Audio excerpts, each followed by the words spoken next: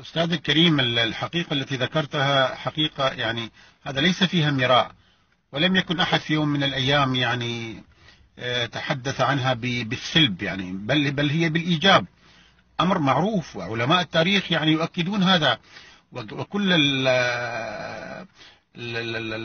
علماء التاريخ في دولة الإمارات يعني حاضروا ويؤكدون هذه الحقيقة، وهذه حقيقة معروفة. يعني غريبة من الأخوة العراقيين الآن يأتون، والأخوة العرب يعني، ويقولون بأن دجلة والفرات يعني أصلهما من العراق أو أصلهما من سوريا أو من كردستان. فلا، أصل عين دجلة وعين الفرات أصلهما من هنا، من الإمارات. وكان اسم العين دجلة تحديدا، يعني اسم عين دجلة هي عين أم شيوخ. وعين نهر الفرات كان اسمها عين أم الإمارات.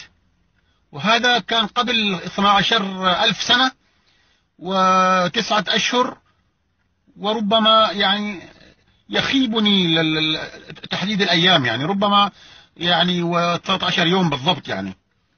وهذه حقيقة لا يماري فيها أي فاهم في مجال التاريخ. علماء التاريخ في الإمارات والمؤرخين، يعني أحد شيوخ إماراتهم يعني مؤرخ ويكتب في التاريخ ويؤكد هذه الحقيقة، بأن نهر الفرات ودجلة أصليهما من الإمارات وينبعان من الجنوب إلى الشمال.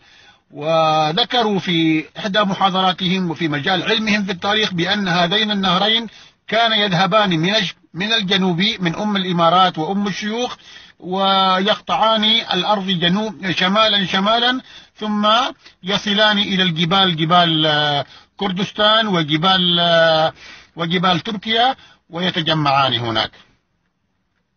ثم تجمع هذا الماء من